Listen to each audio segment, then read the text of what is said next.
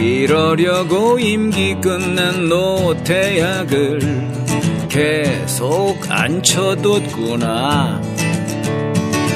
이러려고 내란 재판 질질 끌었었구나.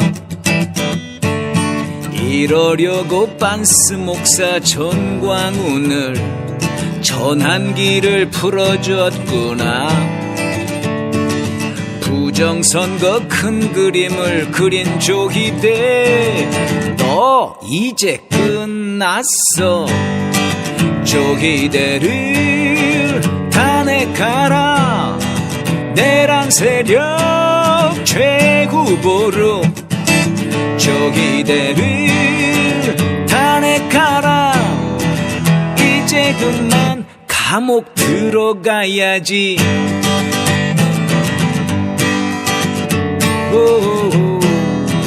이젠 끝났어. 조이대 감옥에 가라. 이러려고 임기 끝난 노태약을 계속 앉혀뒀구나. 임기 끝났는데 이러려고 내란 재판 질질 끌었었구나. 이러려고 반스 목사 전광훈을 전환기를 풀어줬구나. 날뛰고 있구나. 부정선거 큰 그림을 그린 조기대, 너 이제 끝났어. 조기대를 탄핵하라. 내란 세력 최후보를 조기대를 탄핵하라. 이제 그만 감옥 들어가야지. 이제 그만 감옥 들어가야지.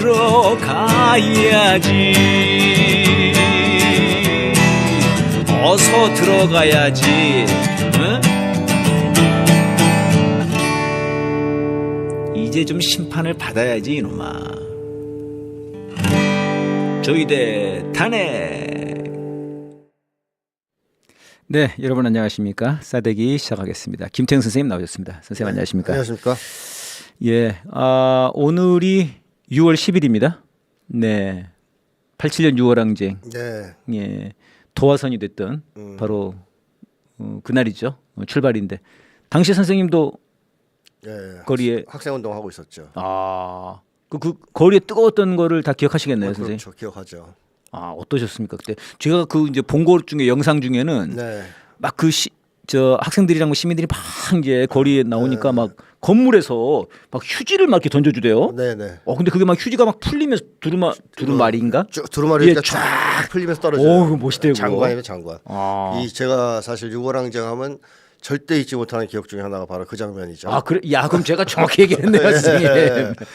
그날 뭐 사실 그 전부터 저는 계속 그 여러 가지 학생 시위라든가 이런 것들이 벌어지는 걸 지켜봤는데, 네네. 6월 10일이 쉽게 디데이였죠. 이날 우리가 그야말로 끝을 봐야 된다. 뭐 이런 생각을 하고 얼마나 많이 나갈까. 그럼 도화선이라기보다는 집중 집회였군요, 선생님. 거의 결정타를 매기는. 결정타였다. 그 전까지 여러 차례 일들이 있었습니다. 그러고 이제 그날 버스를 타고 나가는데 엄청난 사람들이 몰려 나가는 겁니다. 학생들이. 버스요. 꽉꽉 차서 탈 수가 없어요. 가는 길에 느낌이 다 시위하러 가는 애, 다 시위하러 가는 학생들이 다 우리 편이네. 어마어마한 사람들이 나가는 거예요. 그래서 야, 오늘 참여 인원이 대단히 많구나. 뭐 많겠구나. 역대급이다 이런 생각을 하고 겨우 나갔는데 그 거리에도 뭐 꽉 차 있습니다. 뭐 이미 그 사진 보면은 시청 앞에 버스가 중간에 있더만요. 인파가 다 있는데 그 버스가 중간에 있던데. 처음에는 그 도로로 안 들어가고 도로 주변에 서 있었습니다. 시간 전까지. 인파들이. 그리고 딱 정해진 시간이 됐을 때 일제히 경적 소리가 울려요. 그때 이제 행동 지침이 여러 가지가 나왔었는데 시간이 되는 순간 차들은 경적 시위를 시작한다 이렇게 돼 있었거든요. 그러면은 그 차가 있는 정도면 좀 약간 있으신 분들인데 그분도 그런 지침들 다 받으셨다는 겁니까? 그걸 알고 있었다는 거죠. 어이구. 그래서 딱 그 시간이 되자 학생들은 이제 와 하면서 나가기 시작하는데 경적이 뭐 엄청난 소리로 울리기 시작합니다. 막 경적 시위죠. 그러니까 뭐 또 그게 또 사람들을 흥분시키고 그래서 거리로 나가서 또 시위가 벌어졌을 때 조금 시간이 지나서 그 네. 건물 위에서 아까 말씀하셨던 두루마리 휴지를 던지기 시작한 거예요. 이 넥타이 부대가. 그래가지고 하늘에서 그거 떨어지기 시작하는데 큰 빌딩들에서 떨어지는데 그러니까요. 높은 데서 떨어지면서 풀리지 않습니까? 그러니까요. 그러니까 눈이에 눈 거의. 그것도 뭐 근데 평생 그걸 왜 던진 겁니까? 최루탄 눈 이거 매우니까, 매우니까 코 풀고 이렇게 씻으라고. 응원의 의미로 던진 거죠. 근데 너무 많이 던지니까 온 하늘을 덮으면서 맞아요. 이렇게 풀리면서 떨어져요. 인상 깊더라고요. 넉넉히 그걸 봤죠. 현장에서 그거 보는 거면 정말 막 가슴이 벌렁벌렁하겠습니다, 선생님. 그렇습니다. 그래서 이 오늘 시위는 대성공이다. 대성공이다. 이렇게 이제 판단을 했는데 뭐 결국 이게 도화선이 되면서 네네. 그 이후에 유골항쟁이 이제 벌어지고 그렇습니다. 네, 뭐 결국 전두환이가 항복했죠. 예, 전두환이 항복했고 이게 저도 역사 그 내용을 좀 뒤져보니까 그 당시에 전두환이 다시 저 80년 광주처럼 한 번 더 밀어버리자. 그러려고 했죠. 그러려고 했다는 겁니다. 네. 근데 미국이 맞았습니다. 그때랑은 좀 다르다. 네. 지금 만약에 그랬다가는 니네가 우리들의 쇼윈도우인데 그렇다가는 이건 지금 안 된다. 국제사회 분위기가. 뭐 그런 면도 있지만 네. 광주가 컸어요. 광주가 어떤 역사적 의미가 있냐면 한국에서 군대를 투입했을 때 네. 무장항쟁을 한 적이 없어요. 해방 직후 시기를 뺀다면. 해방 직후에는 소위 이제 빨치산이 뭐니 해서 네네. 무장항쟁을 했습니다. 네. 근데 6월 항쟁 전까지는 그 이후에 아무리 강경 대응을 해도 이쪽에서 대응한 거는 쇠파이프, 돌, 화염병 정도였지 총을 들고 맞선 적은 없습니다. 근데 광주에서 강경 진압을 하자. 시민들이 시민군을 만들어서 무장항쟁을 하지 않았습니까? 네네. 이게 미국한테는 치명적인 거예요. 야, 광주에서 한 번 그랬으면 또 하지 말란 법이 있냐.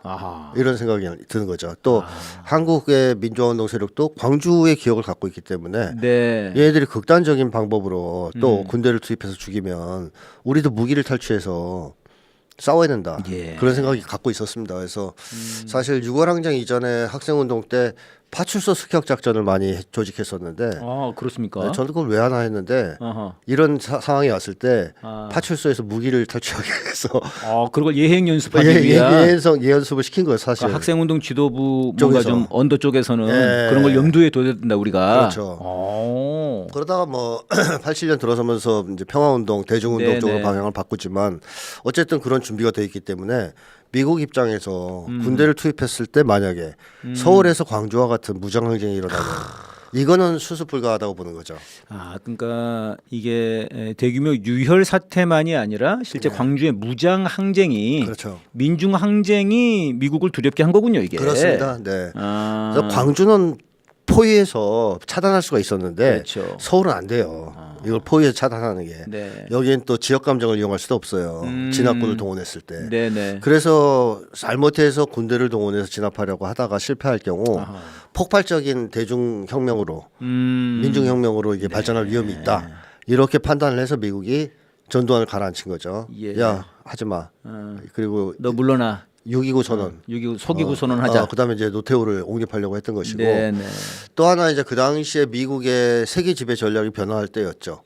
군사 독재 정권으로부터 민간 독재 정권으로 이양하는 쪽으로 전환되는 시점이었습니다. 어느 정도 시점. 나 이 사람 보통 사람입니다. 네. 그렇게 나온 거죠. 그러다 노태우가. 보니까 뭐 무리해서 군부 독재를 지원할 이유가 없었다. 그 뭐 사실 그렇게 해서 노태우가 6.29 가지고 진정을 시켰는데 네네. 다 이긴 선거인데 이 양김씨가 분열되면서 지지 않았습니까? 예. 이것도 미국에 공작이 있었다고 나중에 밝혀졌죠. 네. 미국에서 김영삼, 김대중 따로 만나서 당신이 이긴다. 물러서지 마라. 미국은 당신을 지원한다. 네. 이렇게 얘기 주는데 어떻게 사퇴를 합니까? 이거 마치 김재규가 죽기 전에 미국에서는 연락 안 왔습니까? 그렇죠. 이거랑 똑같은 거죠. 그렇죠. 미국이 그렇게 얘기한 거 아닙니까? 김재규한테 우리는 니네 편이다, 네 편이다. 해라 거사를 뭐 거의 그런 암시를 줬다고 봐야죠. 네. 그래서 뭐 양김씨 입장에서는 미국이 그렇게 지지한다고 하지 이긴다고 하지 하니까 끝까지 가야지 해서 노태우한테 이 정권을 뺏기는 문제가 생겼죠. 지금 이제 오늘이 6월 10일 6월 항쟁 이제 그 투쟁의 날인데 결국은 그 당시의 대선이나 지금의 뭐 대선 지방선거나 참 늘 미국의 그림자가 있는 겁니다 지금 그렇습니다. 선생님. 한국 정치에서. 한국 정치에서 오늘 그래서 지방선거 한번 들어가 보도록 하겠습니다. 6월 3일이었습니다. 저희가 그날을 이제 당연히 승리할 것이라고 생각을 했고요. 저희가 이제 싸대기도 포기하고 그날은 이제 좀 놀았죠, 선생님. 네네. 그날은 축제라고 생각했습니다. 뭐 저는 민주당이 처음에 기대했던 만큼의 성과를 못 낼 거라고 예측했었는데. 네, 이 예측이 좀 되셨어요. 네, 이 정도까지는 아니더라도 기대했던 만큼의 결과는 안 나올 것이다. 저는 좀 계속 얘기는 했지 않습니까? 시위도 하고 계속 촛불도 하고 야 제발 이 조기도 탄핵 안 했다면 큰일 난다. 그다음에 내란 청산 안 하면 큰일 난다. 지지율에 속지 마라. 막 그런 얘기는 했지만 네. 그래도 그저 계엄을 맞고 첫 지방선거니까 좀 약간 좀 이렇게 좀 안이하게 생각했던 모양이에요. 저는 당연히 좀 잘 될 거라고 생각했어요. 분위기가 안 좋았죠. 그러니까 내란 세력이 찌그러져 있다가 네네. 지방선거 초기만 해도 얼굴도 못 들고 있다가 시간이 조금씩 흐르면서 고개를 쳐들다가 나중에는 심지어 박근혜 이명박이 기어 나와서 돌아다니기도 하는 딱 그 저희가 2주 전에 할 때 그 말씀을 하셨어요, 그 선생님께서. 흐름이 있잖아요. 네네. 그 점점 올라가고 있다. 그렇죠. 그 흐름이 형성됐기 때문에 결과적으로 사실 추경호가 당선된다든가 이진숙이 당선된다든가 뭐 이런 이제 문제점이 생긴 거죠. 한동훈, 오세훈. 한동훈도 되고 오세훈도 되고. 그게 이제 그 소위 뭐 쟤네들의 뭐 잡룡이죠. 잡룡들. 네. 네. 아니, 그렇게 돼가지고 이제 뭐 전국적으로 뭐 전체 의석 뭐 다 합쳐가지고 하면은 국힘당을 많이 몰아세웠다고 하지만 전반적으로 봤을 때는 이게 기분이 찝찝하고 말이죠. 네. 뭐 예를 들면 그 강팀이 있잖아요. 네네. 축구에서 강팀 브라질 네. 이 이제 저 아프리카에 축구 처음 하는 나라 하고 했을 때 2대 0으로 이기면 이겼다고 할 수 없는 거 아닙니까? 네, 그런 거군요. 네, 뭐 한 20대 0으로 이겨야 이긴 거 아닙니까? 중앙일보의 순간은 다른 경기는 다 이겼는데 한일전에서 진 꼴이다. 약간 그렇게 표현했는데 굉장히 좀 와닿긴 하더라고요. 뭐 서울이 진 것도 아쉽지만 의원도 좀 뺏겼고 많이 네. 4석이나 뺏겼고 그렇죠. 그다음에 기초단체장에서 국힘당을 완전히 괴멸시키지 못했어요. 네네. 많이 먹었습니다. 그때 95개인가를 가져갔단 말이에요. 네. 이런 걸 봤을 때 이번에 국힘당을 거의 완전히 해체 수준으로 작사를 내는 선거여야 되는데 그런 목표에는 도달하지 못한 게 됐죠. 예, 그러니까 이게 이제 왜 이렇게 됐나? 이제 뭐 아까 말씀하신 것처럼 계속 이제 좀 뭐 내란 세력들의 어떤 상승 이것도 있었고요. 그게 네. 뒤집어 얘기하면 이번 선거를 네. 내란 심판 선거, 내란 종식 선거로 만들지 못했다라는 것을 보여주는 거 아니겠습니까? 만약에 이번 선거가 내란 종식 선거의 성격이 뚜렷했다면 예.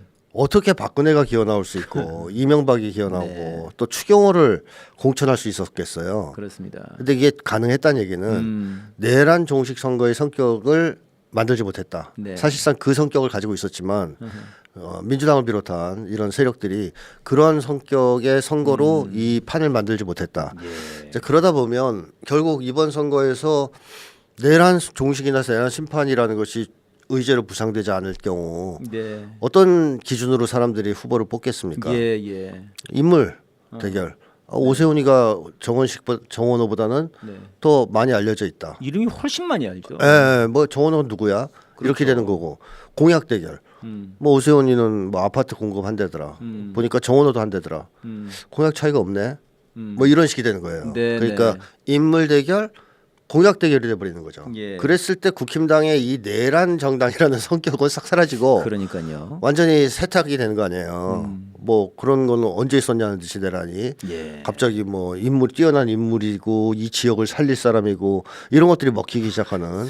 그래서 초기부터 처음부터 이 선거는 내란 종식 선거의 성격을 명확하게 하고 진행했어야 된다. 이런 얘기를 했었는데 뭐 민주당에서는 그렇게 임하지 않았습니다. 그 대표적인 근거 중에 하나가 선거 연대를 등한시했죠. 만약에 내란 종식 선거라는 입장이 뚜렷했다면 초기부터 선거 연대를 했을 겁니다. 전국적으로 다. 전국적으로. 그래서 호남 지역은 자유 경쟁하고 어차피 괜찮으니까 나머지는 전국적으로 단일화를 다 했을 거예요. 평택도 했겠죠. 다 해서 내란 종식을 전면에 내건 단일 후보다. 이렇게 나갔어야 되는데 이것도 내란 청산 단일 후보. 그렇죠. 딱 이렇게 내걸고. 네. 그런데 그것도 아니고 막판에 가서 어려우니까 울산에서만 네. 조금 단일화가 됐어요. 울산도 사실 진보당의 양보로 된 거죠. 맞습니다. 그거는 네, 그렇죠. 약간 좀 민주당이 오히려 목리를 좀 부렸고요. 그러니까 민주당은 뭐 너희들 우리 분위기 좋은데 선거했는데 왜 하냐? 네, 우리 네. 혼자라도 이길 수 있어. 다자구도 이길 수 있어. 이런 생각 한 거란 말이죠. 예. 그래서 내란 청산을 중심에 두고 양보도 하고 대의를 앞세우는 게 아니라 그렇게 됐어야 되는데. 그럼 우리 뭐 충분히 우리 힘으로도 이길 수 있는데 왜 양보해야 돼? 그러니까 쉽게 하면 좁은 사익에 갇힌 거죠. 그러면서 이 분위기가 조의대 탄핵도 안 하고 국힘당 해체 투쟁도 안 하고 뭐 내란 얘기도 안 하다가 막판에 가서 꺼냈잖아요. 예. 그럼 사람들이 그게 귀에 들어옵니까? 예. 그러니까 실질적으로 내란 청산 선거를 만들어야 되는데 그냥 구호만 있는 간혹가다 한 번씩 말로만 외치는. 말로만. 예. 자 그러다 보니까 결국 저희가 볼 땐 내란 세력이 재기할 수 있고 기사회생할 수 있는 발판을 제공해줬다. 네. 이번 선거를 통해서. 그러면 가슴 아픈 대목이죠. 제일 그러니까 그게. 말입니다. 그러니까 이제 사실 이제 우리 촛불행동 집회에서도 사회자가 이제 그런 얘기를 했어요. 지방선거 승리에 아주 지름길이 있다. 그 국힘당 해산 빨리 들어가서 해산을 시켜버려라. 아예 선거를 못하게. 그렇죠. 왜 자꾸 그 국힘당을 같이 뭐라 그러나 카운터 파트로 생각하냐? 국정 파트너처럼. 왜 국정 파트로 파트너로 생각하냐? 거긴 내란 세력인데. 그렇죠. 다 감옥 가야 될 놈들인데. 네. 그렇게 안 한 거죠. 그렇죠. 그때 해산을 못 시켜도 돼요. 네. 못 시켜도 되는데 해체 투쟁을 하고 그렇죠. 해산 청구를 한다든가 아예 대놓고 네네. 이런 분위기하고 그런 걸 전혀 건드리지 않고 국힘당과 뭐 선의의 경쟁을 한다는 식으로 하는 거하고는 그렇게 한 거죠. 전혀 국민들한테 늦게 다가가는 바가 다르지 않겠습니까? 그러니까 그런 불철저함에다가 좀 오만함도 있었던 것 같습니다, 선생님. 오만함 이제 있었죠. 이재명 대통령이 지지율이 막 60% 70%만 네, 가니까 네. 그건 믿고 간 거 아니에요, 그렇죠. 지금. 또 자기들 지지율 높았어요. 초기에는 뭐 서울에서도 20% 네. 차이 났거든요. 그러니까 이제 그랬는데 까놓고 보니까 이제 완전히 아니었던 거죠, 이게. 그러니까 이게 지금 오늘 나온 거 보니까 민주당과 국힘당이 바뀌어 버렸습니다. 지지율이. 국힘당이 올라가 버렸어요. 네. 41%가 됐고 네. 민주당이 한 40%가 됐더라고요. 그러니까 국민들의 입장에서는 그런 거죠. 뭐 내란 청산하라고 네네. 표도 몰아줬고 대통령도 바꿔줬는데 그렇습니다. 너희들이 한 짓이라고 권력 투쟁밖에 더 있냐. 그렇습니다. 당 대표 서로 되겠다고 싸우고 뭐 대통령 후보 누구 세울 건지 벌써 그 얘기나 하고 앉아 있고. 예. 그러니까 국민들이 볼 때는 민주당이 한심하기 짝이 없는 것이죠. 이게 이제 저는 이제 이번 지방선거를 마치고 생각보다도 이게 악몽이 떠올라요. 이게 문재인 정권 시절에 이러다가 네. 그때 이제 문재인 정권 말기에도 그때 촛불행동 전신인 검언개혁 촛불행동이었나 그랬거든요. 검찰 언론개혁 하자고. 근데 그때 이제 윤석열의 등장을 보고 이거 자칫하다간 윤석열한테 넘어간다 정권. 네. 정신 똑바로 차려야 된다. 네. 안 듣더라고요. 결국 넘겨줬거든요. 그렇죠. 근데 이렇게 되면은 결국 또 생각만 해도 끔찍하네요, 진짜. 근데 어쨌든 이재명 정부가 뭐 문재인 정부하고는 좀 다르죠. 그렇죠. 이제 그런 차이가 있고 이재명 대통령이 추진하려고 하는 개혁 방향이 예. 문재인 정권하고는 좀 차원이 다르죠. 문재인 정권의 개혁은 사실상 네네. 실질적으로 국민들의 삶을 개선시키는 쪽의 개혁은 아닙니다. 네. 그냥 뭐 제도적 개혁 몇 가지 그리고 굳이 그거의 수혜를 입는다면 오히려 민주당이 가져가는 그 예. 꿀을 빠는 그런 개혁이 주였다면 이재명 대통령은 근본적인 국민적 삶, 국민들의 삶을 바꾸기 위한 그런 개혁 그게 이제 기본 사회 예. 아닙니까? 그런 것들을 추진할 가능성이 있기 때문에 그 개혁을 성공적으로 추진할 수 있다면 네. 이 어려움을 딛고 그렇다면은 뭐 정권을 다시 넘겨줄 일은 없을 것이다라고 보는데 앞으로 두고 봐야 되겠죠. 그렇게 돼야죠. 네. 그렇게 되고 또 이제 사실 이제 문재인 정권 말기에 가장 답답했던 게 이제 미국 앞에서 꼼짝을 못했던 거 아닙니까? 네, 네. 그러니까 결국 미국이 윤석열 시켜가지고 그냥 그렇죠. 갈아 엎어버린 건데. 네. 근데 이번에 이제 좀 차이를 본다 그러면 사실 이재명 대통령은 5.18 문제와 관련해 가지고 굉장히 선봉해서 싸웠어요. 네. 근데 그 저 뭐 이번에 굵직한 그런 후보들 저는 이재명 대통령만큼 싸우는 거 못 봤습니다. 그렇죠. 네. SNS에 막 예, 뭐 세일랜도 싸우고 말이죠. 스타벅스 이런 거 싸우고 뭐 그랬는데 그렇죠. 그런 기질들이 없어요. 네, 맞아요. 네. 그러니까 이재명 대통령은 그냥 일잘러가 아니에요. 네, 맞습니다. 싸움꾼이라는 별명이 있었어요. 싸움꾼이에요, 진짜. 그러니까 완전히 그런 민주화 독재와 관련해서 싸우는 기질이 있는데 네. 그런 게 있으면서 일 잘하니까는 이제 그렇죠. 이게 되는 건데 지금 이번 선거 일잘러 선거로 가보려다가 제가 보기엔 폭망했다고 봅니다. 일잘러로 하면은 오세훈에 대한 우위가 사라져요. 네. 걔가 일을 잘한다는 뜻이 아니고 예. 뭐 오세훈을 또 일반 사람들 중에서는 뭐 일을 못했냐 굳이 잘한 것도 없지만 네. 그런 평가가 있기 때문에 그 대결로 갔을 때 유리해지지 않죠. 예, 그렇습니다. 좀 그래서 지금이라도 지금 그 지지율을 쫓지 마시고 정의를 쫓아서 가주시길 바랍니다. 그러면은 지지율은 당연히 따라온다고 생각합니다. 자, 이번에 이제 이걸 거치면서 지금 뭐 잠실 사태, 네. 구구 난동 사태가 이제 벌어지고 있는데요. 결국 이제 부정 선거를 들고 나왔어요. 이게 모스탄이 들어온 목표죠. 그렇죠. 모스탄이 한국에 들어온 목표였죠. 부정선거 이걸로 한번 해보려고. 근데 걔 뜻대로 됐어요. 근데 얘네들은 이게 오세훈이 안 될 줄 알았나 봐. 그렇죠. 정은호가 될 줄 알았나 봐. 네. 그래서 정은호가 되고 오세훈이 떨어지고 그래서 그 새벽만 해도 오세훈까지도 다 네. 이거 재투표해야 된다. 재선거 중단하고 뭐 이랬거든요. 네, 장동혁도 부정선거라고 재선거에 장동혁은 지금도 그러고 있습니다. 아, 지금 장동혁이랑 오세훈이 달라져 버렸어요. 네, 입장이 바뀌었죠. 입장이 아니, 그러니까 투표용지 이거는 사실 대단히 의심스럽고요. 의심스럽죠. 이건 뭐 말이 안 돼요. 아니 그동안 단 한 번도 이런 일이 없었잖아요. 네, 그 선거관리위원회가 소위 이제 장사 한두 번 해봅니까? 예. 전혀 그런 일이 없었는데 왜 그렇죠. 갑자기 이번만 왜 갑자기 이렇게 이번에. 심각하게 투표용지 부족 문제가 생겼을까? 그것도 서울에서 네. 가장 크게 왜 또 송파에서 강남 쪽에서 심했을까? 강남에서 네, 전국적으로도 있었다고는 하는데 그러니까요. 서울 그쪽 지역이 제일 심했죠. 예. 그래서 이거는 단순한 실수로 과연 치부할 수 있는가? 예. 이런 의심이 강력하게 들죠. 그러니까요. 게다가 또 이제 선관이라고 하는 게 대법원에서 이게 관리를 하지 거의 않습니까? 대법원장이. 대법관들이 지배하고 있다고 뭐 봐야죠. 사실 선관위는 사실상 조이대라고 봐야 돼요. 그렇죠, 맞습니다. 조이대가 직접 임명한 거고 노태악을. 노태악도 그 3월인가 임기 끝났는데 임기 끝났죠. 계속 둔 거였고요. 네. 그러다가 이제 노태악을 교체하고 천대엽을 앉히려고 그랬어요. 그 이상한 놈 진짜 아우 진짜. 내란 세력이라고 볼 수 있는. 그렇죠. 근데 이제 천대엽 도저히 안 된다. 막 이제 안 된다 그러니까 그럼 노태악 계속 돌아. 그래서 이거 일부러 노태악 이렇게 앉혀놨구나. 지금 이런 얘기까지 나옵니다. 노태악이를 앉힌 것은 천대엽을 임명하는데 실패했기 때문이라고 봐야 되겠죠. 그냥 둔 거죠. 그러니까 천대엽은 더 잘할 텐데 네. 부정선거를 부정선거 전문가인데 전문가인데 얘는 시키면 확실하게 잘할 건데 노태악이라도 써야지 어떡하겠어. 네, 천대엽이 안 됐으니 뭐 이런 거 아닐까 싶은데요. 예. 아무튼 이제 그런 냄새가 납니다. 그래서 이제 이 어쨌든 간에 지금 현상으로 봤을 때 이제 부실 선거는 확실한 것 같고요. 그렇죠. 그래서 이 부실 선거에 대한 책임을 조이대한테 물어야죠. 네, 그 지금 당연히. 시민들이 좀 오늘 지금 대법원 앞으로 간다고 합니다.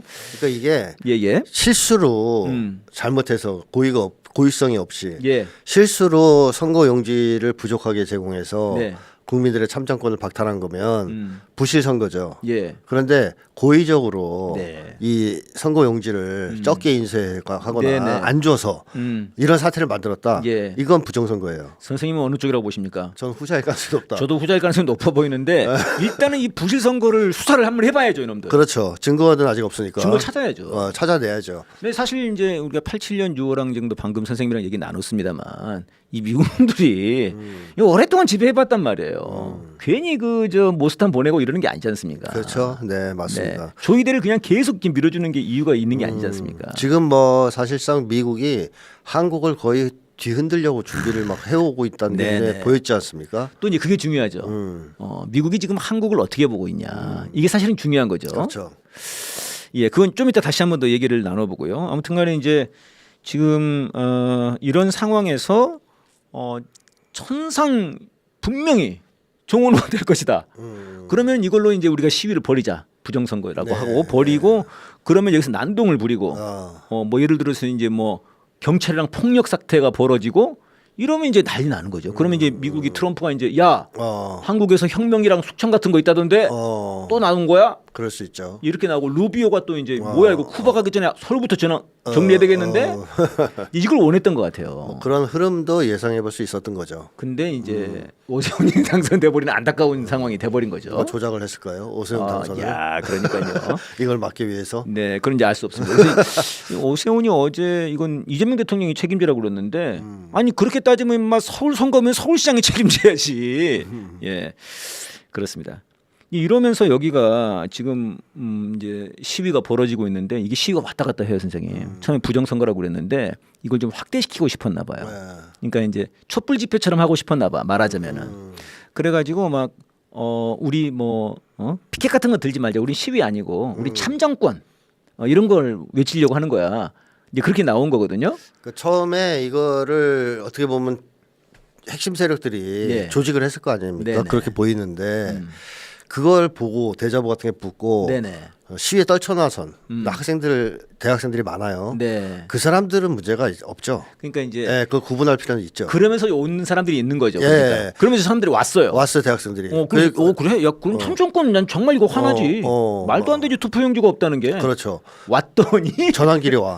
이거 가라 그랬다고 처음에는. 싸우는 거 장면도 나왔어요. 전환길도 가고 장대호도 가고 네. 우리는 너희들하고 입장이 같지 않다. 성적이 내리라고. 그렇죠. 성적이가 왜 있냐고 여기. 그렇죠. 그랬어요. 그런 거에 이제 자발적인 참여자들 있잖아요. 네네. 그러니까 이런 학생들의 이런 행동은 제가 볼 때는 칭찬해 주는 게 예. 맞다고 봅니다. 이재명 대통령도 감사하다는 표현을 썼어요. 그렇죠. 예, 참정권을 지키기 위해서 떨쳐 일어난 대학생들한테 감사드린다는 표현 하지 않았습니까? 네네. 그런 맥락에. 그래서 그거는 구분해서 좀 봐야 된다. 네. 이제 그런 대학생들의 행동은 충분히 할 수 있는 행동을 한 네. 거다. 민주주의를 지키기 위한. 하지만 이 사건을 배후에서 이렇게 끌고 나와서 조작하고 예. 난동을 부리고 있는 자들이 분명히 있다. 네. 예, 그 자들은 좀 별개로 철저하게 조사해서 네. 이번 기회에 완전히 색출하지 않으면 이 미국의 그 쉽게 하면 이재명 정부 흔들기 심지어는 뭐 전복 이런 것까지도 뭐 예상해봐야 되는 상황 아니냐 하는 생각이 들어요.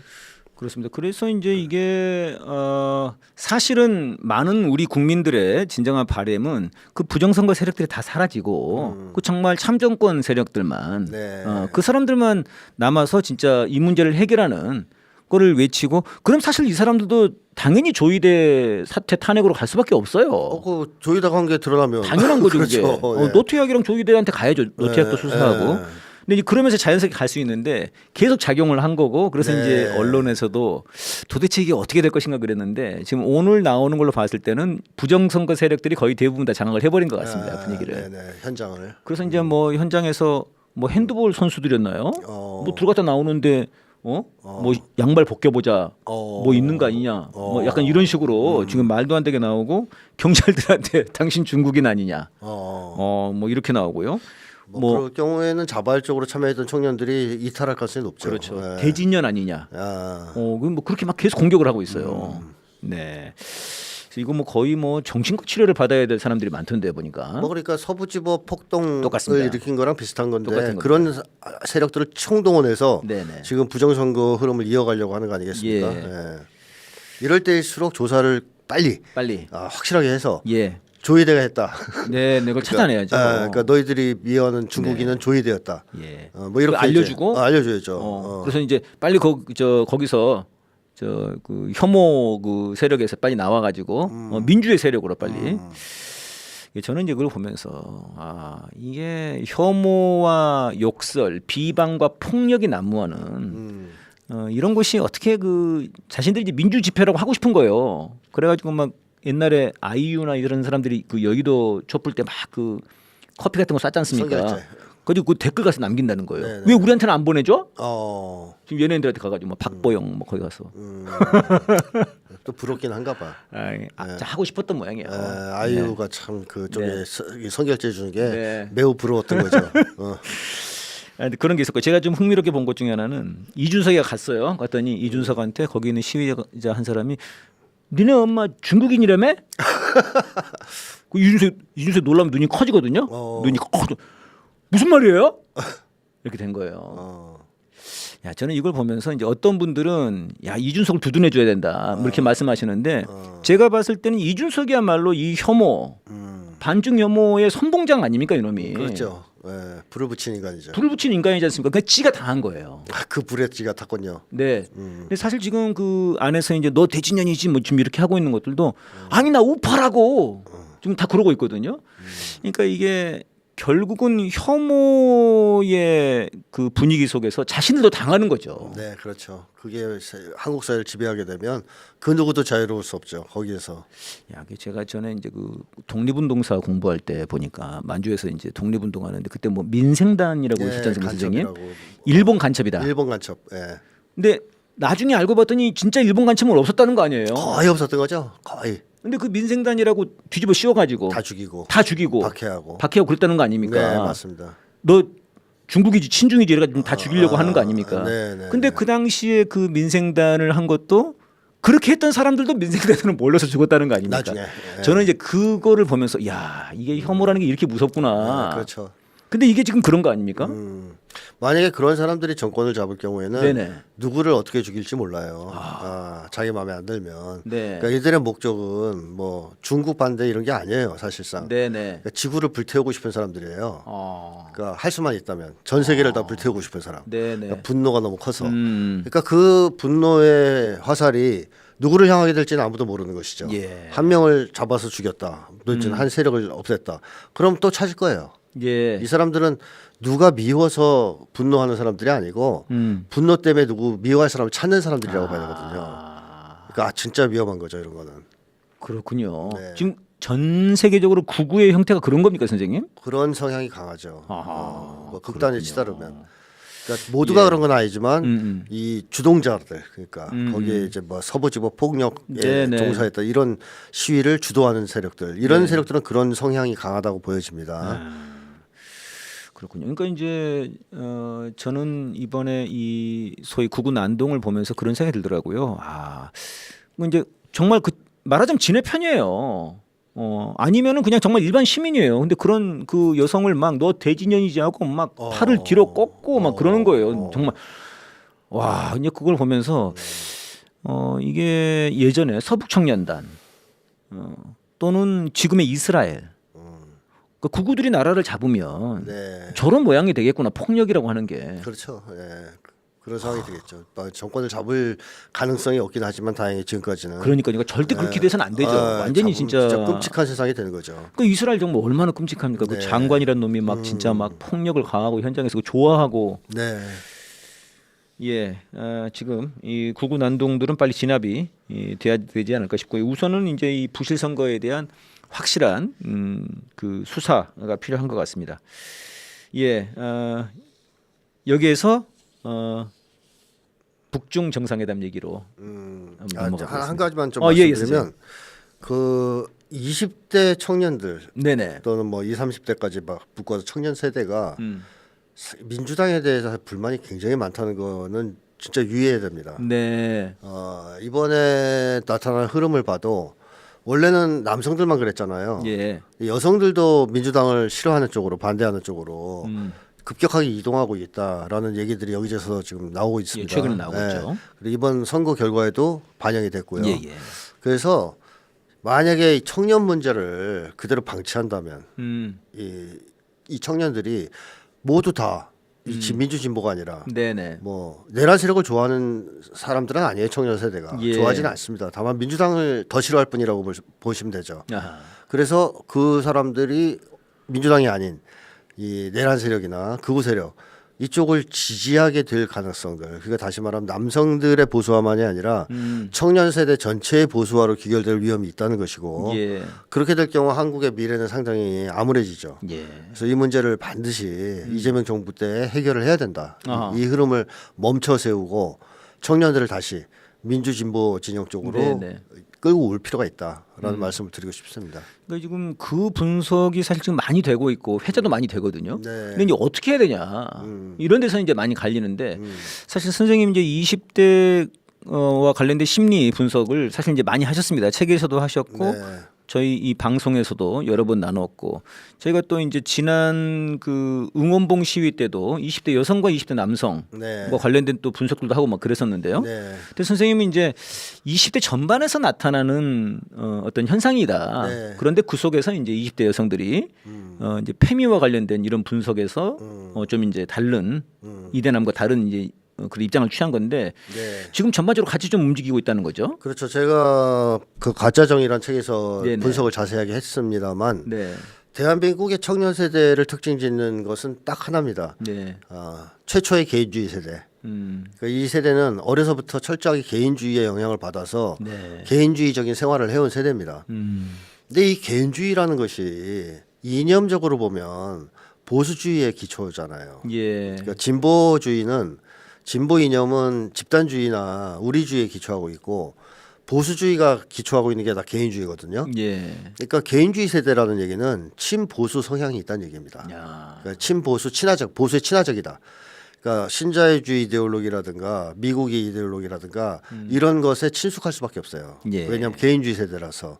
그래서 보수화될 위험이 상당히 큰 세대가 대한민국 젊은 세대다라고 이제 말씀을 드렸던 것이고 예. 반면에 청년 세대이기 때문에 청년 세대의 또 하나의 특징은 정의감이 강하고 예. 새로운 것에 민감하고 또 진보적인 것에 민감하죠. 그래 열정적이고 뭐 이런 것들 때문에 또 어느 세대보다도 진보적일 될 가능성이 높은 세대라고도 말씀드렸는데 이 두 가지를 다 갖고 있다고 보시면 됩니다. 대한민국 두 가지 청년들이 성격을 다 갖고 있다. 다 갖고 있다. 그러면 이 청년들이 어떻게 될 것이냐는 예. 근본적인 개혁이 성공해서 청년들이 이 사람들을 지지하고 같이 힘을 합치면 우리들의 삶이 좋아지겠구나. 네. 이렇게 생각되면 민주 진보를 지지하겠죠. 예, 예. 근데 만약에 민주 진보가 그런 역할을 전혀 못한다. 그러니까 쉽게 얘기하면 말로는 맨날 뭐 검찰 개혁이니 뭐니 떠드는데 자기들의 삶은 나날이 더 비참해진다. 네, 네. 그럴 때는 위선자들이라고 생각할 겁니다. 그 민주주의에서 니네가 잘 먹고 잘 살려는 거지. 그 위선자 논리 이게 굉장히 강해요. 이게 강하죠 지금 젊은이 20대가 아주 심합니다. 그러니까 특히 586 세대에 대해서 네네. 너희들 이미 꿀 다 빨아먹고 잘 먹고 잘 사는 기득권층 아니냐. 너네 자식들은 다 해외 유학 보냈던데. 그렇죠. 약간 그런 식이죠. 네네. 그래서 너희는 맨날 말로는 고상한 척 민주주의를 떠들고 뭘 떠들지만 네. 우리들의 삶은 봐라 비참하기 짝이 없다. 여기에서 가지는 민주당에 대한 극혐이 있어요. 네. 이 극혐이 남성들이 페미 문제로 인해서 빨리 이동을 했던 것이고 이쪽으로 네네. 국힘 쪽으로 네. 여성들은 그 페미 문제가 격렬할 때 반대급부로 민주진보를 지지하는 쪽으로 왔었던 건데 사실상 개혁이 지체되면 여성들도 그쪽을 계속 지지할 이유가 없어요. 그래서 저는 청년 세대 전반이 다 보수 쪽으로 이동할 위험이 크다. 예. 그래서 이걸 막는 유일한 방법은 결국 청년들의 삶을 실질적으로 개선할 수 있는 개혁을 네. 추진하고 그런 것에 성공할 때만 네. 청년들을 돌려세울 수 있다고 말씀드리고 싶습니다. 그러니까 그 개혁이라는 것이 이제 어떤 것이냐 하는 것인데 이제 제 생각에는 가장 중요한 건 이제 정치 개혁이 아닐까 싶어요. 사실상 정치 개혁이 돼야만이 경제 성장을 할 수 있는 거니까요. 그 윤석열이 물러나니까 이재명 정부 들어서니까 이게 믿음이 가고 주식도 올라가는 거 아니겠습니까? 그렇죠. 근데 그거에서 끝이면 청년들은 그렇죠, 이제. 또 이제 위선이라고 생각하겠죠. 그러니까 정치 개혁과 이제 그런 경제 개혁, 민생 개혁까지 경제 사회 개혁 다 가야 되는 거죠. 네. 근데 지금 이번에 지방선거를 놓고 본다 그러면 사실상 정치 개혁조차도 네. 제대로 밀고 나가지 않은 게 좀 컸던 것 같은데요. 그렇죠. 제대로 안 네. 한 거죠. 그러니까요. 그래서 좀 개혁의 불을 더 세게 좀 당겨야 되지 않겠나 하는 생각이 듭니다. 예.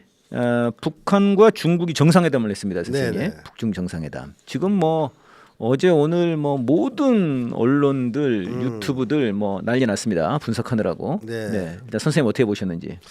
우선 뭐 시진핑이 한 말을 가지고 좀 말씀을 드려보면 네. 시진핑이 그 북에 가기 전에 노동신문에 기고를 했어요. 네, 그렇더라고요. 이제 기고를 해서 거기서 이런 얘기를 했습니다. 오늘 새로운 역사적 출발점에서 새로운 발전의 기회를 맞이한 이제 중조관계는 새로운 시대적 사명을 걸머지고 있다. 새로운이란 말이 3번 나와요. 한 문장에서. 그러니까 이제 시진핑이 맨날 얘기하는 게 100년 내에 대변혁을 겪고 있다. 우리 인류가. 그렇게 얘기를 했죠. 그런 얘기 좋아하잖아요. 푸틴한테도 만나서도 하고 맞아요. 뭐 여러 번 했어요. 그러니까 어쨌든 국제 정세가 완전히 급변하고 있다는 거를 전제로 두고 있는 거죠. 시진핑은. 네. 북쪽도 알고 있는 거고. 그러니까 새로운 역사적 출발점이라는 말을 쓰는 겁니다. 네. 지금은 과거에 뭐 북중 관계가 아니다 이거예요. 예. 정세가 완전히 바뀌었다. 그러니까 이렇게 완전히 정세가 바뀌었으니까 새로운 역할이 있다 우리한테. 사명이 있다. 사명이 있다. 이게 이제 새로운 시대적 사명이라는 표현으로 나온 거고요. 예. 뭐 그 얘기를 사실 하러 갔다고 보는 게 맞죠. 이번 회담에서는. 예. 그 다음에 이제 좀 구체적으로 보자면은 앞으로 국제 질서를 재편해야 된다 이거죠. 어떤 쪽으로 미국의 일극 패권을 없애버리고 아니 무너뜨리고 다국화 체제로 또는 뭐 민주적인 체제, 국제 체제로 재편을 해야 된다. 이 재편을 할 때 과연 어느 국가가 이걸 주도할 것이냐. 예. 그래서 시진핑은 북과 중국이 을 주도하자. 어허. 러시아도 이제 포함시키지만 예. 북중러 중에 이제 어쨌든 이번에는 중국과 북이 이 주도 세력이 되자. 예. 다시 말하면 북쪽의 뭐 핵 보유를 인정하는 만에는 옛날 얘기고 옛날 얘기고. 선생님 모든 언론은 지금 그게 제일 관심사예요, 선생님. 뭔가 옛날 얘기예요. 옛날 얘기예요? 지나간 얘기고. 비핵화 얘기 왜 얘기 안 나오냐고 지금 난리 났는데. 비핵화 얘기를 꺼내는 순간 북중 관계는 끝인데 무슨 소리를 하는 겁니까? 네. 그렇죠? 우리나라 언론들이 그만큼 상황을 못 쫓아가는 건데 그렇습니까? 이건 옛날 얘기고 이제 시진핑은 북의 핵 보유 이건 전혀 중요하지 않아. 그거 당연히 인정하는 거고. 네. 북쪽이 가지고 있는 강력한 위상과 힘이 있습니다. 네. 예를 들면 러시아가 위험했을 때 쿠르스크에 파병을 해서 네. 서방 세력을 무너뜨렸잖아요. 기도를 좌절시켰지 않았습니까? 이런 정도의 실질적인 국제적인 역할을 할 수 있는 힘이 있기 때문에 앞으로 같이 하자는 거죠. 네. 중국이랑 북이 힘을 합쳐서. 그래서 북쪽은 다국화를 추동하는 중심 세력이고 중심 국가이자 중국과 가장 긴밀한 국가로서 네. 이 작업을 둘이서 하자. 예. 이 얘기를 했다고 보시면 됩니다. 그래서 시진핑의 기고문에면 이런 거 나와요. 국제 체계와 국제법에 기초한 국제 질서를 공동으로 수호하자. 그런 얘기도 나오더라고요. 우리 둘이 하자. 그러니까 법 얘기가 나와요. 국제법이. 그러니까 지금 트럼프를 네. 중심으로 한 이 서방 애들이 다 깨고 있으니까 네. 이걸 누가 지키겠냐 과연. 이 마지막에 이 지구촌을 지킬 사람은 누구냐. 너와 나. 오히려 유엔 얘기도 하더라고. 그렇죠. 그 유엔 얘기도 하죠. 그래서 세계 다국화 얘기도 꺼냈고 이런 얘기를 쭉 추진하자. 김정은 위원장이 그 목난간에서 환영 연회를 열면서 이런 얘기를 하죠. 이제 조중치선을 새로운 높이로 인도하여 가장 강력하고 전략적인 사회주의 국가 간 관계의 본보기로 발전시켜 나가겠다는 식의 얘기를 합니다. 이게 뭐냐면 이제 조중러, 북중러의 이제 동맹은 거의 굳어졌잖아요. 예. 작년에 천안문에서 이미 보여줬죠. 하지만 러시아와 북의 동맹은 사회주의 동맹은 아닙니다. 그렇죠. 자본주의와 이제 미제를 반대하는 미국 패권을 반대하는 자본주의 국가와 사회주의 국가와의 동맹이죠. 예, 윤석열은 천상 저 러시아는 사회주의라고 생각하는데요. 그렇죠. 네, 그렇지 않다는 거. 그렇죠. 근데 중국은 약간 시장 경제가 도입되고 왜곡됐다고도 얘기하는 분들이 있지만 예. 그래도 역시 공산당이 지배하고 있는 사회주의 정당이에요. 사회주의죠. 사회주의 국가죠. 그래서 시진핑의 표현에 하면 마르크스주의 철학에 기초하고 있는 두 정당, 그렇게 얘기를 했더라고요, 이번에. 이렇게 얘기를 하잖아요. 그래서 사회주의 국가 간의 연대라는 겁니다. 동맹. 네. 그래서 이거는 어떻게 보면 다국화를 추동하는 데서 가장 핵심적인 동맹이라고 보는 거예요. 네, 시진핑은. 네. 그러니까 미국에 맞서는 측면에서도 그렇지만 향후 인류 사회의 미래, 인류의 미래를 열어가는 데서 러시아보다는 중국과 북이 잘해야 된다. 왜냐 사회주의니까. 네네. 사회주의 국가가 잘 힘을 합쳐서 새 시대를 열고 나라를 부강하게 만들면 인류 전체에 영향을 줄 수가 있다. 이런 판단이 있겠죠. 그래서 김정은 위원장도 그런 점에서 사회주의 국가 간 관계의 네네. 본보기로 키우겠다. 이거 발전시키겠다 이런 얘기를 한 거고 시진핑도 뭐 거기에 호응을 했고요. 네네. 그다음에 시진핑이 북쪽과 지금 급하게 좀 처리해야 될 문제가 있다면 새로운 국제 질서 재편 문제를 지금 연일해야 되겠지만 네. 시급하게는 일본의 준동을 막아야 됩니다. 일본의 군국주의화. 예. 미국이 일본, 한국, 필리핀 이런 데를 다 묶어가지고 킬웹으로 중국하고 붙으려고 그러잖아요. 그러고 있죠. 중국 입장에서는 그렇게 전쟁 터지면 예. 당연히 북은 참전한단 말이죠. 그러면 그렇게 돌아갈 게 아니고 아예 우리 둘이서 힘을 합쳐서 지금부터 이 전쟁 자체를 못하게 예. 제압 행동을 하자. 음. 그래서 이번에 국방장관이 갔고요. 네, 중국의 국방장관 갔습니다. 북쪽의 국방장관도 참여했고 예. 중국의 군 관계자들이 많이 갔어요. 그렇다면 예전하고 다른 거죠. 예전에는 중국에서 북에 갈 때 국방 관련 쪽은 안 갔습니다. 군대 그렇습니까? 쪽은 거의 안 갔죠. 어. 이번엔 대거 참여했잖아요. 예. 이 얘기는 시진핑이 그 기고문에서 패권주의와 강권 정치 반대 얘기를 했고 예. 이건 미국 얘기죠. 미국 얘기죠. 군국주의 부활 깨하는 이런 놈들 이 일본 야욕과 얘기죠. 책동을 반대해야 된다는 얘기는 일본 얘기입니다. 예, 예.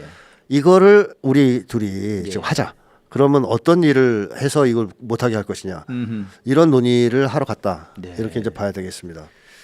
그러니까 지금 이제 많은 분들은 지금 언론에서 나오는 것은 왜 비핵화 얘기가 없어가 이렇게 서운하냐. 네, 그렇게 얘기를 많이 하는데 아쉽다. 지금 어떻게 된 거냐. 네. 옛날에 이재명 대통령도 얘기하고 트럼프도 얘기 다 했는데 지금 그래서 남북 회담, 북매담 언제 되는 거냐. 비핵화 이 세 가지 얘기를 주로 많이 네. 이제 듣고 싶었던 것 같아요. 근데 이제 말씀하신 것처럼 오히려 북중에서 나온 얘기는 사회주의 그렇죠. 이 얘기가 많이 나오고요. 많이 나왔죠. 사회주의 얘기가 많이 나왔어요. 저 약간 굉장히 특이하더라고요. 네. 그다음에 이제 그런 미국과 일본 얘기 네. 이름을 딱 거론하진 않았습니다만 네, 누가 봐도 내용적으로 누가 봤을 봐도 때. 미국 일본이에요. 네.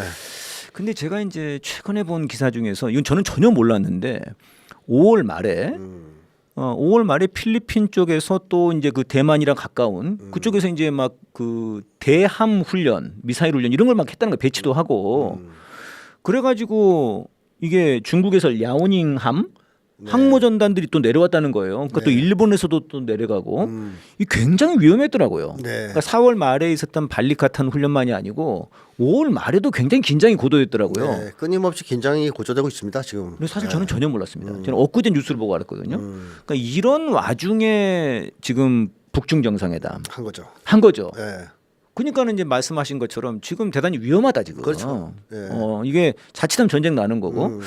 그 사실상 이번 회담이 이런 전쟁을 막는 회담. 또는 전쟁이 발발했을 시 네네. 어떻게 할 것인가. 어떻게 할 것인가. 네, 그런 걸 협의하는. 근데 사실 이제 뭐 그렇지 않습니까? 이게 무기를 빨리 보여주는 게 공격을 멈출 수 있는 그렇게 이제 그런 방법이라고 보는 거 아닙니까? 북한도 보면 대체로. 그거에서 끝일지 아니면 더 강한 어떤 행동 조치를 네네. 취할지는 두고 봐야 되겠죠. 그러니까 이번에 정상회담도 어떤 그런 효과들도 있는 거 아닙니까? 그렇죠. 딱 일단. 둘이 붙어버리니까 어. 이러면은 막 함부로 하기는 어렵겠는데. 거기다 러시아하고도 친한데. 저는 그래서 짜증나가지고 지금 오늘 아침에 지금 트럼프가 이란 공격했거든요.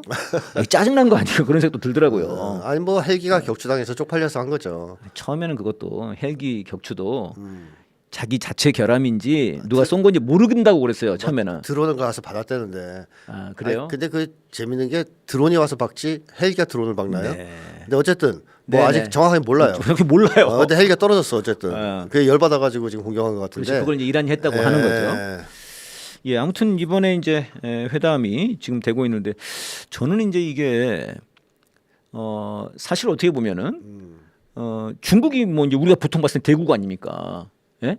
그 대국이 북한은 작은 나라 아니에요. 어떻게 보면 객관적으로 봤을 때는. 크기로 봤을 때는. 예. 네. 근데 대국이 북한에 막 찾아간 꼴 아닙니까 지금 이게. 그렇죠. 네. 이걸 어떻게 설명해야 되나 이거를. 그 정도로 북쪽의 위상이 높아졌다고 봐야 되겠죠. 그러니까 이제 보통 우리 생각에는 이제 우리 미국과 우리 관계를 생각하니까요. 그럼 중국 입장에서 야 한번 와봐봐. 이럴 수도 있는 거 아닙니까? 근데 북과 중국은 역사적으로 그런 적이 없습니다. 관계가. 예. 그러니까 그렇게 막대해도 괜찮은 행동을 한 적이 없어요. 일단 북쪽이. 예. 그러니까 중국이 소위 대국이라고 하면서 온갖 압력을 가했을 때 네. 북이 고분고분하게 거기 순응한 적이 없습니다. 오히려 맞대응을 했죠. 그래서 대표적인 게 뭐냐면 1990년대에 네. 그야말로 사회주의 진영이 다 붕괴되고 네. 뭐 전 세계적으로 사회주의가 거의 다 멸망했을 때 망했을 때 그때 미국이 북을 압박하면서 제재를 했었잖아요. 예, 예. 그리고 이제 북은 거의 대응해서 핵 개발을 시작하고 네. 자 이때 러시아나 중국이 미국과 같이 힘을 합쳐서 북을 제재했습니다. 그랬죠. 제재하면서 괴롭혔어요. 예. 아주 신경질적 반응을 보였습니다. 핵무장하는 거에 대해서 중국이 북한에 대해서. 북에 대해서 그랬죠. 아주 신경질적이었어요. 예. 그래서 북에서 거기에서 강력하게 반발하면서 대국 주제, 대국이라는 것들이 막 이러면서 러시아, 중국을 막 깠어요. 그렇습니다. 그때 뭐 살벌했습니다, 정말. 2018년에도 나왔습니다. 그게 선생님 네. 2018년에도 그때까지도. 중국을 깠습니다. 네. 지금 10년 전이에요. 맞습니다. 10년도 안 된 겁니다 지금. 그랬는데 북이 결국 핵무장에 성공하고 예. 트럼프를 굴복시켜서 북미 정상회담을 개최했잖아요. 네. 이걸 보고 쪽팔린 거예요. 아. 러시아, 중국이. 네. 쪽팔려. 우리가 대국이라고 잘난 체 했는데 저 조그만 나라인데 어떻게 보면 네. 우리가 볼 때는 네. 우리가 가하는 압력에도 전혀 굴하지 않고 미국한테 더 굴하지 않고 우리도 미국에 굴하고 있는데 대륙 굴기 하려고 그랬더니 왜 굴하고 있었네. 우리는 이제 비굴하게 했는데 쟤들은 그랬죠. 엄청 비굴했죠. 진짜 비굴했죠. 그래서 미국하고 당당하게 협상을 하면서 판을 완전히 바꿔버렸잖아요. 네. 그때 그거에 이제 대한 중국, 러시아가 진짜 미안하죠. 다 쪽팔리고. 그래서 그때부터 이제 입장이 확 바뀌어요. 선생님 북을 지지하는 쪽으로. 바뀌는 것도 러시아는 좀 빨리 바뀌었잖아요. 빨리 바뀌었죠.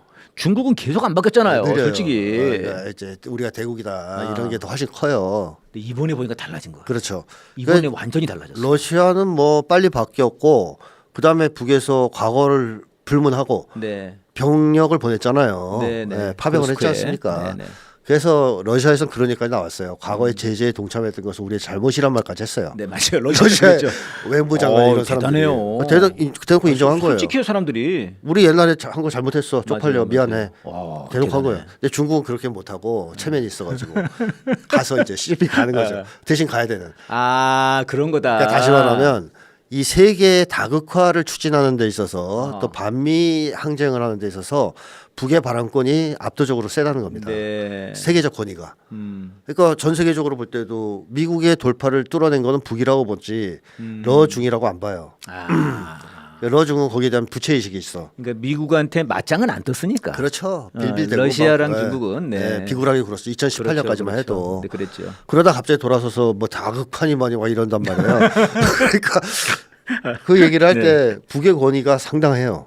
그러니까 중국이나 러시아는 그러한 어떤 미안함과 부채의식 때문에라도 북을 함부로 대할 수는 없습니다.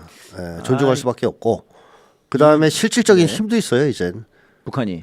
러시아에 파병해서 군사적인 힘. 군사력으로 보여줬잖아요. 네네. 막 다 몰아냈단 말이에요. 정예군을. 그러니까 힘이 있습니다. 네. 핵무장도 성공했고. 네. 그래서 러시아나 중국에서는 이제 북을 정말 동반자, 우리가 다극화 세계를 추종하는 데서 이끌어 나가는 데서 예. 정말로 중요한 하나의 동맹 세력으로 보는 거죠. 예. 그게 작년에 천안문에서의 3명의 이렇게 네. 딱 서 있던 장면, 막루 위에 막루에 서 있던 장면으로 막루의 3인 장면. 표출이 된 거죠. 예. 지금 이제 저는 지금 많은 정세 분석가 분들이 이 방송 좀 보셔야 되는데, 네. 그러니까 지금 작년 6월에 푸틴이 왔다 가고, 네. 9월인가요? 막루. 그리고 지금 이번에 6월에 지금 1년 만에 지금 러시아가 왔다 가고 지금 중국이 왔다 간 겁니다. 그 사이에 트럼프도 왔다 가고요. 트럼프도. 그러니까 이제 북한에. 북에. 북한에 이제 푸틴이 왔다 가고 네. 지금 이제 중국이 왔다 가고 이런 거죠. 그러니까 이게 참 엄청난 지금 상황이 푸틴이 작년이 아닌가요? 그전 연도인가요?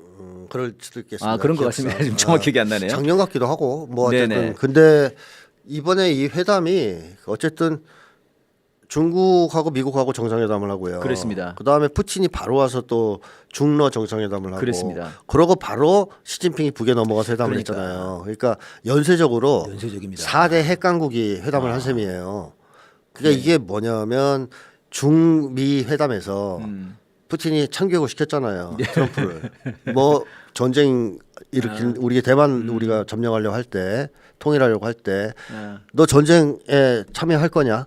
시진핑 이렇게 물어봤죠. 물어봤죠. 트럼프한테. 그러니까 트럼프가 우물우물하니까 뭐 얘기했겠죠. 야 이란한테도 깨지는 놈들이 우리한테 어떻게 덤비냐? 너희들 다 죽는다. 네. 그러니까 트럼프가 이제 정세 파악을 현실 파악을 한 거죠. 그래서 이제 회담 끝나고 나오면서 대만 문제에 손 떼겠다는 식으로 얘기를 했어요. 그리고 저는 그 약속을 했을 거라고 봅니다. 시진핑한테 손 떼겠다는 약속을. 예. 그래서 시진핑이 가을에 미국에 가기로 한 거예요. 그때까지 약속 잘 지키면 가겠다. 네네. 선물 들고 가겠다. 근데 문제는 트럼프가 그러고 나온다 그래서 그 약속을 지킬 수 있냐. 아이고 못 믿어요. 그렇죠. 못 믿어요. 오늘 공격했다니까요. 그렇죠. 이란에서. 그러니까 중국도 그렇죠. 트럼프가 지킬 거라고 예상을 안 하는 거죠. 지킬 거라면은 필리핀에서 훈련을 안 해야죠. 그렇죠. 그러니까 그런 식으로 네. 네오콘 통제력도 없다고 보는 거잖아요. 네. 그러니까 중국은 북이랑 만났을 때 두 가지를 다 준비할 겁니다. 예. 트럼프가 약속을 지키는 경우. 그렇다면은 소위 4대 핵강국 간의 협의가 있었던 거 아니에요, 지금. 네. 그 협의대로 국제 질서를 평화적으로 재편하면 됩니다. 네. 트럼프가 약속을 잘 지키면. 근데 잘 지킬 거란 보장이 하나도 없잖아요. 예. 그러니까 안 지키고 계속 적대 행동을 할 때 네. 북과 중국이 어떻게 나올 것이냐. 이거를 제압하고 강제할 것이냐. 또는 그 회담을 한 거 아니냐. 그렇죠. 전쟁을 도발할 때 어떻게 대응할 것이냐. 그렇죠, 그렇죠. 이런 얘기를 하러 갔을 것이다. 그렇죠. 지금 그렇게 보는 게 타당하죠. 그러니까요. 아무튼 이제 어떤 이제 분석가들은 지금 이제 북한이 경제 성장이 굉장히 좀 뛰어나고 있는데 네. 이번에 이제 그 월스트리트 저널에서 나왔거든요. 드디어 나왔죠. 예, 드디어 나왔죠. 막 지금 경제가 발전하고 있는데 이게 다 지금 쿠르스크에 파병했어. 파병해서 우리 베트남이랑 똑같은 거다. 지금 이렇게 얘기를 하고 있고 지금 중국한테도 지금 경제 막 북한이 지금 엄청 지금 이거 지금 막 살살 비고 있는 거다. 아니 근데 살살 비는데 왜 북한이 가야지 중국이 오냐고. 아니 그리고 그런 일이 있기 전에 이미 경제 성장하고 있었잖아요. 네. 그러니까 이건 이미 언제부터 나온 얘기냐면 네네. 2010년대 이후부터 나온 얘기입니다. 북쪽의 경제가 빠른 속도로 성장하고 발전하고 있다. 있다. 이런 얘기는 나왔고 그다음에 싱가포르에서 회담하고 네. 하노이 회담이 파탄된 직후 네네. 북쪽의 방향을 완전히 틀죠. 새로운 길을 가겠다. 새로운 길을 가겠다. 네. 자력갱생의 길을 가겠다. 그 이후에 경제 성장이 계속 좋아졌어요. 그러면서 최근 몇 년간 급속한 발전을 하고 있다는 그러니까요. 보도가 나오고 있는 중이란 말이죠. 보도 자체가 그래요. 네. 워싱턴 아니죠. 월스트리트? 뉴욕 타임즈나 월스트리트 저널이 네. 그렇게 분석을 합니다. 뭐 북에 자주 갔던 외국인이 가서 너무 놀랬다 이러지 않습니까? 호주 사람이 그러더라고요. 자기가 뱅변을 갔다 왔는데 네. 최근에 한 번 전에 갔다 온 하고 지금하고 너무 다르다. 네. 자 어쨌든 뭐 북의 경제 성장이 활발하다는 거는 그쪽에서 분석하는 대로 뭐 파병을 해서 그렇고 중국하고 갑자기 회담해서 그런 게 아니고 이 하노이 회담 실패 이후에 정립한 네. 자력갱생 노선 또는 자립경제 노선이 드디어 어떻게 보면 궤도에 올라섰다. 북한의 빛을 경제가 발하고 있다. 네네. 그렇게 보는 게 맞죠. 그래서 경제가 빠른 속도로 성장하자 이제 북쪽은 자신감도 생겼고 네네. 북미 회담 필요 없는 거죠 이제. 예. 남과의 관계도 필요 없는 거고 경제와 관련해서는 적어도. 네. 그리고 이 상황에서 러시아 중국과의 관계 회복은 그렇게 발전하고 있는 경제 성장에 그야말로 기름을 끼얹어 준다랄까요? 불 붙고 있는 거에 그런 역할을 하는 것이지 결정적인 변수는 결정적인 아니다. 변수는 될 수 없다 이런 얘기죠. 근데 왜 월스트리트 저널이 갑자기 네네. 왜 이런 왜 그렇다 생각해요, 왜 진짜? 이런 기사를 냈을까요? 얘만 그런 게 아니에요. 네. 뉴욕 타임즈도. 뉴욕 타임즈 왜 왜 그럴까요? 왜 그럴까요? 딱 하나밖에 없어요. 뭡니까? 제가 볼 때. 아니 일단은 네. 북에 대해서 여태까지 악마화시켰잖아요. 네네. 찢어지게 못 살고 독재 국가고 그러니까 김정은 처단해야 되고 네네. 핵도 뺏어야 되고 자 근데 그렇게 이미지를 갖고 있는 상태에서 북과 덜컥 협상해서 우리 너무 사이가 좋아졌어요. 우리 사랑이 빠졌어요. 이러면 미국 입장에서 이게 되겠습니까? 먹히겠습니까? 그러니까 북에 대해서 어느 정도 쟤들도 괜찮은 데야 좀 있어. 괜찮은 구석이 있는 나라야. 이런 식의 여론전을 하기 위한. 조성해야 회담하기가 편하죠. 네. 양보하기도 편해집니다. 그래서 제가 볼 때는 트럼프 쪽이 이제 급할 거 아니야 마음이. 네. 북쪽과 빨리 해야 되지 않습니까? 근데 분위기 조성을 위해서 여러 가지를 하겠죠. 네, 뭐 네. 빅터차를 이용해서 핵보유국 인정하잔 말을 꺼내기도 하고. 그랬죠. 이런 기사들을 통해서 경제도 괜찮대. 저기가 경제도 괜찮다고 우리가 말했다. 이 사실을 북한에 알려주기 위한 그렇죠. 그런 것일 수도 있죠. 우리 칭찬했다 너희. 그러니까. 그리고 또 경제도 괜찮대. 그러면 우리가 북과 완전히 관계 정상화를 해서 북중러가 지금 동북아 경제권 개발하려고 하는데 두만강국 또 가야 돼. 거의 지금. 우리도 들어가서 지금 보라 쟤들 잘 나간다는데 한국 못 들어갔는데 우리라도 들어가야지. 그렇죠. 우리 미국이. 저기에 숟가락 얹어야 된다. 네. 그러면 미국에도 막대한 혜택이 있을 것이다. 예. 이런 식의 여론전을 할 수가 있지 않습니까? 그래서 저는 의도적으로 한다라고 봐요. 저도 이게 그렇게 미국이 생각하더라고요. 갑자기 착해져서 그럴 리가 없죠. 갑자기 눈이 떠져서 근데 딱 시진핑이 중국 북한을 갈 때 그렇죠. 딱 그때 나왔어 기사가. 그렇습니다. 그래서 어찌 보면 트럼프가 시진핑을 만났을 때 예. 북의 어떤 제안을 얘기했을 수도 있습니다. 네, 네. 어떤 그 트럼프 제안을 가지고 갔을 수 있다. 전달해 달라라고 부탁했을 수가 있어요. 음. 근데 그걸 부탁하러 이제 전달하러 갔단 말이에요. 예. 갔을 때 이런 기사를 쭉 내서 아. 봐봐, 우리는 진심이야. 네. 우리는 그럴 수 거짓되지 있겠습니다. 않아. 뭐 이럴 수도 네. 있다는 것이죠. 그러니까 지금 뭐 그 월스트리트 저널에 나오는 게 2024년에 북한의 경제 성장률이 3.7%라는 거예요. 굉장히 높았죠. 네. 근데 이게 제가 그래서 이 근거가 뭔지 검색을 해봤어요. 그랬더니 이게 한국은행이 낸 거더라고. 한국은행 거죠. 한국은행이 낸 거예요 보니까. 네, 네. 그러니까 뭐 어디 나 있는 것도 아니야. 그러니까 이게 미국이 한 것도 아니에요. 그렇죠. 또 게다가 이것도 추정치야. 어쨌든 미국은 북에 대한 정보가 없어요. 없죠. 인공위성밖에 없다고요. 그러니까 그리고 이제 이거 추정치 한국 추정치가 3.7%면 실제로 북한에서 또 다를 수도 있는 거 아닙니까? 훨씬 더 높다고 봐요. 훨씬 높을 수도 있는 거 봐야죠. 아닙니까? 그러니까 북쪽 발표로는 훨씬 높죠. 저는 더 재미나게 본 거는 시진핑이 들어가기 전에 김여정 부장이 비핵화는 없다 당연한 거죠. 이렇게 이제 발표를 했어요. 네. 이 왜 발표를 했냐?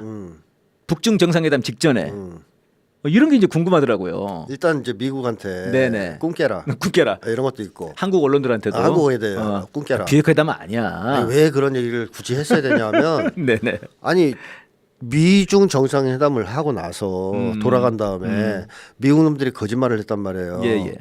중국이랑 북쪽 비핵화, 북 비핵화에 합의했다라는 거짓말을 했어요. 예, 팩트 예. 체크 시스템가 있다는 식으로.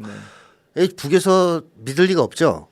중국과 그동안 관계가 있는데 네네. 그런 얘기를 할 리가 없지 않습니까? 그러면 그렇죠. 바로 깨지는데 관계가. 그러니까 안 믿죠, 당연히. 중국에서도 해명을 했겠죠. 전 거짓말이다. 그러니까 이제 북쪽이 그때 야를 꺼낼 만도 했지 않습니까? 미국 놈들 뻥친다라고 가만히 있었던 거 아니에요. 예. 근데 이번에 이제 한 거예요, 드디어 왔을 때. 네. 그러니까 야 너희들 그때 발표한 건 거짓말이야. 그랬는데 미국에서는 다시 시진핑 회담이 끝나고 나서 진짜로 있었다. 북미 회담에서 네네. 북 비핵화 얘기 했다 진짜 합의했다 이 얘기를 또 했어요. 이번에 김여정 부장 그 담화 이후에. 그래요. 그러니까 얘들은 지금 그 붙들고 어떻게든 진짜 했어 우리. 했어. 중국이랑 너무 가깝게 지내지 마 이런 거. 그래서 이런 걸 이제 뭐 굳이 얘기하면 주둥이 비핵화라고 할 수 있는 건데 말로는 뭔들 못 하겠습니까? 그러니까 김여정 부장이 웃기는 짓들 좀 그만해라 네네. 이런 얘기고 뭐 회담할 생각이 있다면 네. 꿈 깨고 뭐 비핵화 언급하는 한 회담 없다. 네네. 다시 한번 미국한테 강조한 거죠. 저는 또 그런 생각 들더라고요. 이게 미국한테 그렇게 하는 것도 있지만 중국한테도 한마디 해준 거 아닌가 저는 그런 생각이 들더라고요. 중국은 감히 제가 네. 볼 땐 이제 비핵화 얘기 못 꺼냅니다. 그러니까 사실 예를 들면은 지금 일본이 자꾸 우리한테 악사 그 군수 지원 물자 협정하자고 하거든요. 사실 이 악사는 미국의 꿈이죠. 그렇죠. 미국이 지소미아하고 악사하고 그 다음에 이제 한미일 군사 동맹 하고 싶은 건데 예를 들면은 우리 정부가 그 한일 회담 하려고 하는데 악사나 한미일 군사 동맹은 꿈도 꾸지 마라고 외교부가 발표를 했다. 어우, 그럴 수 있습니까? 그건 무례하다고 그러겠죠 일본에서. 무리하다고 그러겠죠. 그렇죠. 미국이 보면 그냥 바로 그냥 네 맞습니다. 상전한테 어디 그러니까 중국 내에 네. 일부 친미 세력들이 있기 때문에 네. 좀 뭐 중국 뭐 북비핵화 이런 걸 떠드는 사람이 네. 아직도 있을 수 있어요. 아이고 10년 전만 해도 있었으니까요. 몇 년 전만 해도 있었고 그렇죠. 지금. 그러니까 이제 그런 거에 대해서 엄중 경고를 했다고도 볼 수는 있겠죠. 그러니까요. 뭐 근데 시진핑을 중심으로 한 중국의 핵심 수뇌부 쪽은 입장이 정리됐다. 그렇죠. 정리된 거죠.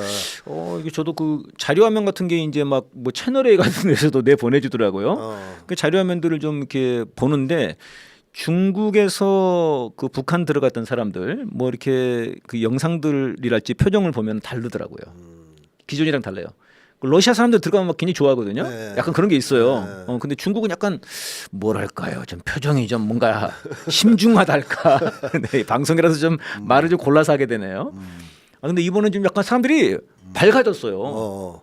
야 이거 이러면은 대만 관련해서는 우리가 괜찮을 것 같아 이런 좀 안심이 드나 봐. 일단 작년에 천안문에 간 거 자체가 중국한테 대단한 선물이에요. 그래요? 그게 왜 선물이 됩니까? 북은 중국에 대해서 불편한 감정이 있단 말이죠. 네네. 옛날에 한짓들이 있어가지고 그래가지고 사실상 북에서 목리 부리고 따지면 중국이 할 말이 없는 상황인데 하지만 중국 입장에서 북이 절실히 필요하고 근데 북은 그런 태도를 보인 게 아니고 과감하게 천안문 가서 그래 과거의 일은 덮어줄게 이렇게 한 거나 마찬가지고 그다음에 대만 문제 중국 하나의 중국 원칙 철저하게 지지한다 이런 입장 표명해 주니까 그랬죠. 중국은 감사할 따름이죠. 예. 옛날에 우리가 그렇게 잘못했는데 한 마디도 안 하시고 그러니까 그때도 그 천안문 하기 전에 막로 올라가기 전에 이제 그 대회 쭉 정상들 올 때 국가수반들 올 때 악수하는데 트럼프가 그때 이제 김정은 국무위원장 오니까 약간 좀 앞으로 나가가지고 하는 그 약간 좀 우리 놀랬죠. 그렇죠. 뭐야? 되게 반가워하네. 그런 게 좀 있었죠. 맞습니다. 예, 아무튼 지금 전반적으로 정세는 지금 변화되고 있고요. 미국은 결국은 이제 트럼프가 여기서 전쟁을 좀 일으켜 보려고 하면은 한국의 정부가 필리핀처럼 두테르테가 아니라 지금 정권처럼 자기의 말을 잘 듣는 사람이 앉기를 원하는 것 아니겠습니까? 그래서 지금 이제 부정선거랄지 미셸 스트리랄지 브런슨이랄지 이렇게 난동을 부리는 것 같은데요. 우리는 우리들의 힘으로 촛불의 힘으로 막아냈으면 좋겠습니다. 오늘 싸대기 여기까지 하겠습니다. 선생님 수고하셨습니다. 네. 부정선거 재선거 난리가 났네. 자칫하다간 서울시장 다시 뽑아야 할 판. 개뼈 따기 오세훈 떨고 있겠네. 이럴 거면 차라리 낙선을 할걸. 오세훈 떨고 있냐? 잠실 가봐라. 서울 선거는 서울시장이 책임져야지. 오세훈 떨고 있냐? 잠실 가봐라. 명태균 재선거 산 넘어 산이로구나. 며칠 뒤면 재판이 또 열린다지. 악몽 같은 명태균 언제 끝나나. 개뼈 따기 오세훈 떨고 있겠네. 이럴 거면 차라리 감옥이 편할 듯. 오세훈 떨고 있냐? 잠실 가봐라. 서울 선거는 서울시장이 책임져야지. 오세훈 떨고 있냐? 잠실 가봐라. 명태균 재선거 산 넘어 산이로구나. 오세훈 떨고 있냐? 잠실 가봐라. 서울 선거는 서울시장이 책임져야지. 오세훈 떨고 있냐? 잠실 가봐라. 명태균 재선거 산 넘어 산이로구나. 명태균 재선거 산 넘어 산이로구나.